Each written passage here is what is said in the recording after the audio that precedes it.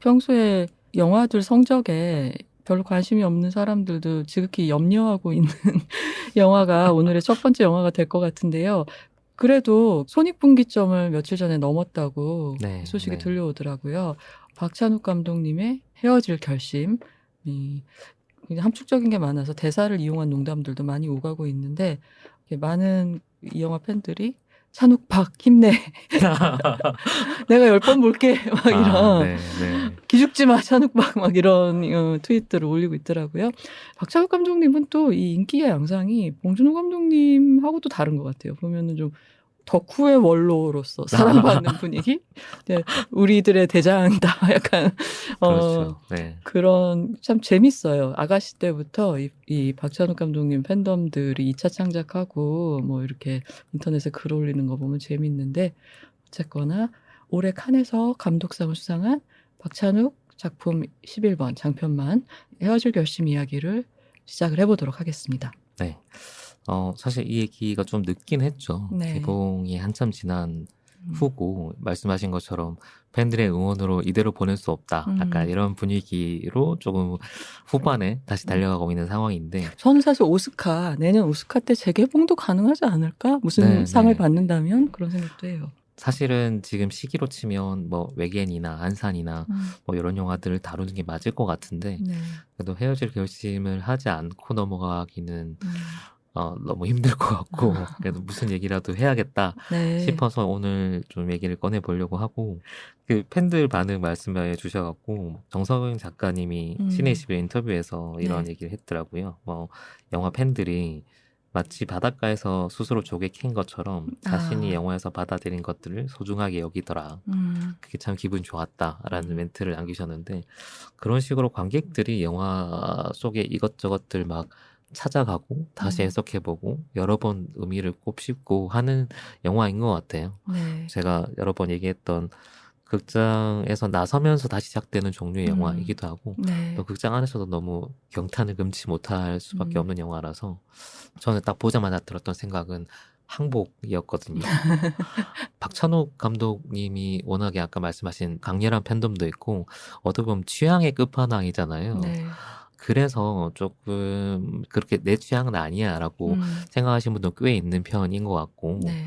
박찬욱 영화 나 인정해. 근데 그렇게까지 좋아하지 않아라고 하는 음, 사람도 적지 않거든요. 그럼요. 근데 이번 영화 보고 나서 제일 많이 들었던 평가는 일단 전제를 깔아요. 음, 솔직히 나 박찬욱 영화 별로 안 좋아해. 음, 근데 라고 하면서 얘기를 시작하는 아, 분들이 너무 네. 많았고, 저도 그런 쪽 중에 하나인 것 같아요.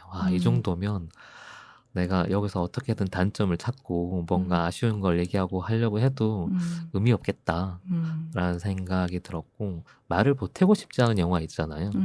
이 자체로 네. 충분하다. 네. 음, 여기서 말을 보태는 순간부터 뭔가 음. 내가 받은 게 훼손된다는 느낌도 아, 들고, 그냥 이제 실체에서 멀어질 뿐이다. 그렇죠. 말을 네, 네, 네. 점점 보탤수록. 멀어지고 있다는 기분이 들어서, 음, 처음에는 말을 못 꺼내겠는 음, 영화였는데, 영화 속에도 약간 그런 표현들 나오죠. 음, 슬픔 앞에 레인크가 번지듯 서서히 반응하는 이가 있다. 음, 사랑도 예의가 아니다. 라고 하면, 음, 이 영화도 약간 그런 것 같아요. 처음에 워낙에 강렬해서, 네. 와, 이건 뭐지? 하고 경탄하는 쪽이었는데, 음, 시간이 지날수록 음, 뭔가 젖어든다고 해야 되나? 네. 잉크에 번지듯이 서서히 나를 음, 잠식해가는 뭔가가 있는 것 같고, 음, 굳이 제 언어로 약간 옮겨 본다고 하면, 약간 얼룩 같은 것들이 계속 느껴진다고 해야 될까요? 내 안에서 얼룩이요. 퍼져나가는. 음, 그래서 이걸 어떻게든 표현을 해야겠는데, 네. 표현을 하면 할수록 영화에서 멀어지고, 음, 영화가 얘기하는 형태랑 다른 게 되고 있는 게 좀 음. 느껴졌어요. 그래서, 그거는 이제 정확히 뒤집어서 말하면 영화로만 얘기할 수 있는 걸 했기 때문에 말로 그렇죠. 표현하려고 그러면 멀어지는 거죠. 네, 그게 본질이죠. 네. 그것과 함께 내 화답을 하고 싶다라는 강렬한 욕구를 불러일으키는 음, 영화이고, 음, 근데 그 화답을 얘기하기가 너무 쑥스러운 게, 음, 이 작품이 너무 완결에 가까운 네. 완벽한 뭔가를 내가 경험했다는 느낌을 주니까 음. 비교되는 거예요. 내가 이거에 대해서 표현을 하면 너무 초라해지는 것 그런 같고. 턱없는 경쟁심 품지 말고요. 네, 아, 근데 박 감독님은 또 다양한 해석을 듣는 걸 굉장히 즐겨 하시는 편이라, 네, 네. 뭐, 그런 말도 안 되는 뭐 이런 반응을 할 감독님은 전혀 아니라서 그렇죠. 우리에게 큰 자유가 허용돼 있는 것 같습니다. 영화에 나오는 그 박해일 배우의 시점에 서 있는 거잖아요. 사실 박 감독님 위에서 우리를 내려다보고 그러네요. 계시니까. 진짜 높은데 네. 올라가느라 고생하죠. 계속 그렇죠. 박해일 네, 배우가. 네. 어쨌든 저의 그냥 도입부의 인상은 이거는 얘기 안 해야겠다라는 네. 쪽이었고 네. 근데 시간이 지날수록 약간 뭔가 퍼져나가는 느낌들이 있어서 어떻게든 얘기를 해야겠다 싶어서 이제 마침 네. 극장전이란 좋은 네. 출구가 있으니까 네. 좀 조심스럽게 운을 떼보려고 하고요. 예. 지금 이제 개봉한 지 거의 한 달 정도 지난 거죠. 벌써 가까이. 그렇게 됐나요? 헤어지기 결심은 헤어지기 결심 영화도 놀라웠지만 그 이후에 이어지는 해석들이 워낙에 많기도 하잖아요. 네. 그게 또 다 재밌어요. 보지 못했던 것들도 많이 보여주고 이렇게 다양하게 생각하는구나 싶기도 하고 네. 또 은밀한 취향을 공유하는 글들을 만나면 반갑기도 하고 뭐지? 은밀한 취향? 그래서 보면서 계속 느꼈던 게 내가 그렇게 전문가가 아니었구나라는 생각이 들고 분석도 나름대로 한다고 했는데 제대로 안 된 게 너무 구멍이 많고 그럼에도 이게 아무것도 몰라도 느껴지는 것들이 있잖아요. 네. 덩어리처럼 다가오는 것들도 있고 네. 그래서 이 격차를 느끼면서 저한테는 이게 내가 어떤 사람이구나 라고 좀 반대로 깨닫게 되는 이 난데없이 자기 고백을 막 하시는데요. 이 헤어질 결심은 스릴러의 외형을 빌어온 사랑 이야기죠. 그리고 그 사람들은 자부심에서 비롯된 품위를 지키며 살고자 하는, 근데 처해 있는 사회적 입장은 굉장히 다른 한 남자와 한 여자. 근데 그 둘을 만나게 하는 계기는 부산의 어떤 산에서 남자가 추락사한 사건입니다. 그래서 그 사건을 수사하게 된 민환 경감, 성실한 형사 장혜준이죠. 박해일 씨의 캐릭터는 그 죽은 남자의 젊은 아내 설애를 이제 용의자 중 한 명으로 신문을 하고 관찰을 하게 되는데 그 여자를 관찰하고 이야기를 듣고 냄새 맡고 하는 그런 과정이 바로 그 사랑의 정교한 전개 과정에 대입되게 되고 아주 초반부터 두 사람이 같은 부류의 인간인 거를 알아보면서 긴장 중에 최상급 긴장이라고 할 수 있는 수사관과 용의자 사이의 밀도 높은 긴장 속에서 일촉즉발의 감정이 오가게 됩니다. 구조적으로는 이제 부산에서 추락사 사건을 중심으로 이루어지는 일장이 있고 그다음에 한 90분이 지난 후에 일단락 된 다음에 혜준이 아내와 떨어져 살던 그 주말 부부였는데 아내가 사는 이포라고 하는 가상의 도시로 옮겨가고 직장도 정근을 해서 거기서 만나는 또 다른 살인사건 중심의 2장 이렇게 이 불량상 정가운데는 아니지만 반으로 접혀있는 그런 형태를 취하고 있습니다. 너무 자세한 줄거리는 이제 보신 분도 많을 것 같아서 생략을 하도록 할게요. 이번 영화 감상에 변태라는 얘기가 굉장히 많아요. 그러니까 이게 뭔가 변태성의 새로운 정의가 생긴 것 같아요. 그러니까 지금까지 변태 그러면 약간 도착적인 뭐 성적 욕구 뭐 그렇죠. 이런 거였는데 네.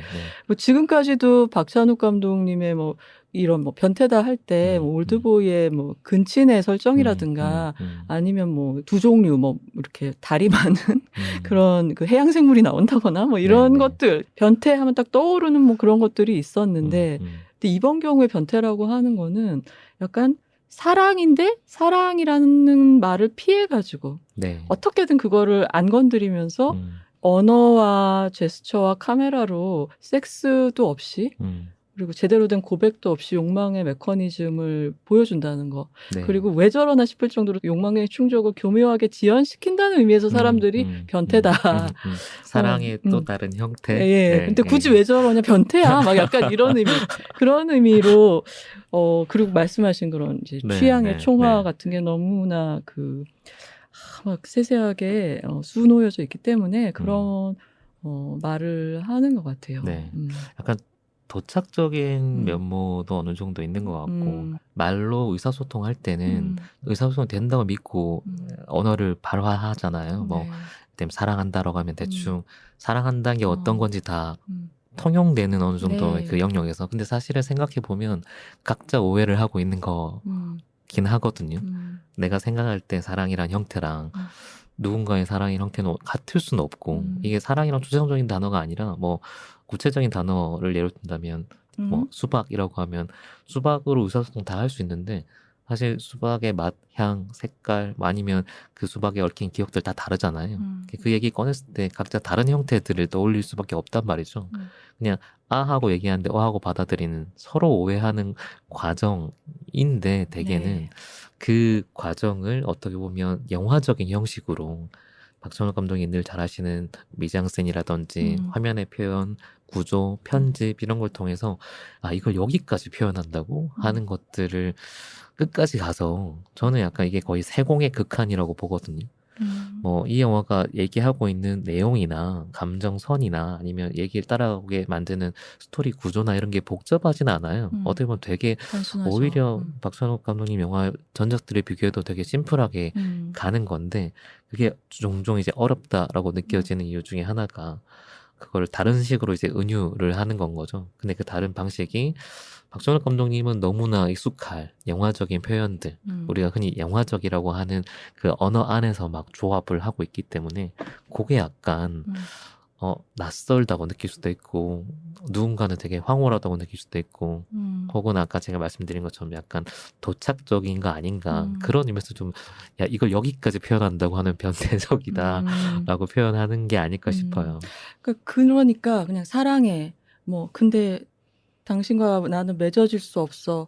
뭐 너무 그리워. 막 이런 게 아니라 그 말들을 다 피해서 욕망의 문답을 신문, 취조, 그런 스릴러, 범죄의 단어들을 써가지고 그런 개념을 써가지고 서로 이렇게 얘기를 하고 보여주다 보니까 이게 묘하게 보통의 멜로드라마라면 굉장히 예측 가능한 감정들이 아니라 사랑하고 무관해 보였던 그런 그 진실, 명예심, 뭐 사람에 대한 예의 이런 것들이 다 여기로 사랑 안으로 다 끌려 들어오는 그런 좀 흥미로운 풍경을 보게 됐는데 그 마지막으로 변태적이라고 느낄 수 있는 점을 들자면 그러니까 이게 아까 제가 욕망의 충족을 계속 지연시킨다 그랬잖아요. 그럼 네. 지연시키다 영화는 끝나야 되는데 어떻게 영화를 끝낼 것인가. 이제 거기까지 완전히 정말 마침내 기어코 밀어붙여서 미결된 상태를 어떻게 영원히 미결되게 만들 수 있을까? 그걸 막 궁리한 답이 이제 이 영화의 피날레인 것 같다는 생각이 들었어요. 그런 점에서도 변태스럽다라고 사람들이 느끼는 게 아닐까. 저는 보고 나서 연상됐던 영화가 많이들 뭐 히치콕 영화라든지 뭐 레퍼런스라고 감독이 직접 밝힌 영화들도 있으니까 미래라든지 뭐 이런 영화들을 많이 언급하는데 밀회 네. 어떻게 보면 왜 징검다리 효과라고 하잖아요. 사랑의 감정이랑 흡사한 감정 중에 하나가 뭐 긴장감 뭐 이런 거라고 하니까 서스펜스랑 가장 닮아 있는 형태의 감정이 사랑일 수도 있겠다라는 생각도 들고 약간 범죄적인 그런 요소가 있잖아요. 그렇죠. 연애 감정에.